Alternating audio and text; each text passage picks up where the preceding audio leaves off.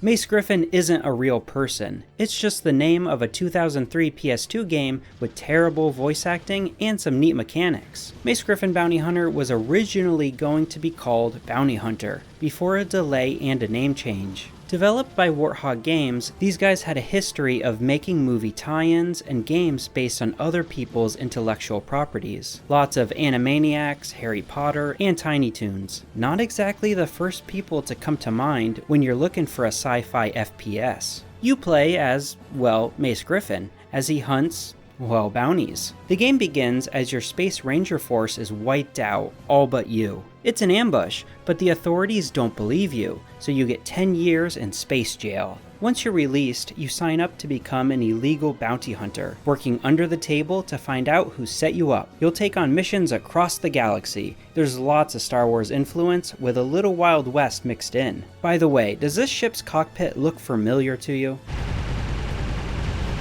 The titular character is voiced by punk legend Henry Rollins, who does a terrible job. The Velikians, Jaldaris, and humans all worked in conjunction to mine, steal, and smuggle every mineral they could find. The rest of the game's voice acting is alright, which is how I feel about most of the game. It's alright. Not the audio mixing though, it's some of the worst I've heard in a game.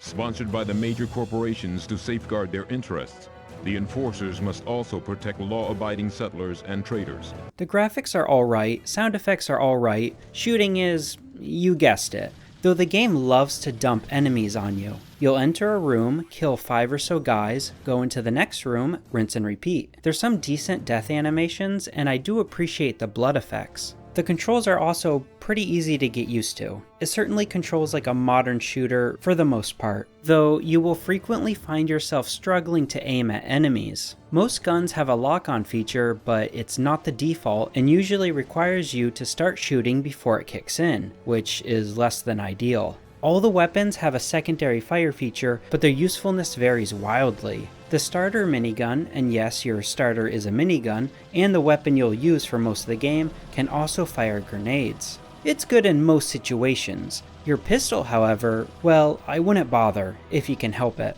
You can rapid fire it since it's a revolver, but I noticed that 6 shots with the rapid fire does less damage than shooting with 6 shots with a primary fire. You'll also run out of ammo easily if you're not careful, which I think is a positive. It forces you to use weapons you otherwise wouldn't, since you can pick up guns off dead bodies. Breaking up the monotony is the ability to get into your ship and fly when the mission calls for it. Where most games separate the ground and space combat with loading screens, looking at you Starfield, Mace Griffin does it seamlessly. You can even leave your cockpit at any time while flying and landing too. There's not much point to it in the game itself, but it helps immerse you into the world. It's such a small feature, but I absolutely love it. It's not enough to make me like the game, but hey, it's still super cool. After the wow factor wears off, you'll quickly become bored of the repetitive gameplay. Also, this game is long. HowLongToBeat.com puts it at about 13 hours, which I'll vouch for myself.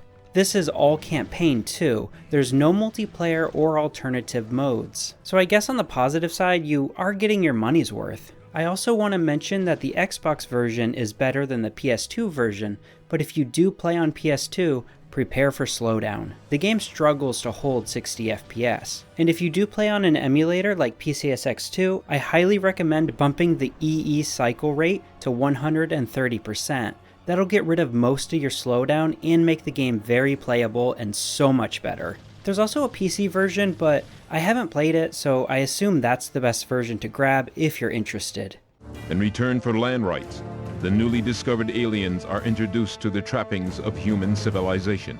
Mace Griffin isn't hateable, it's just serviceable. It's hard to go back to these weird first-person shooters that were released in the early 2000s. These games were after Doom clones, but before first-person shooters really hit their stride after Halo. I consider Mace Griffin to be one of those growing pains in the genre. It's got a really cool feature with getting in and out of the cockpit at any time, but besides that, it's alright.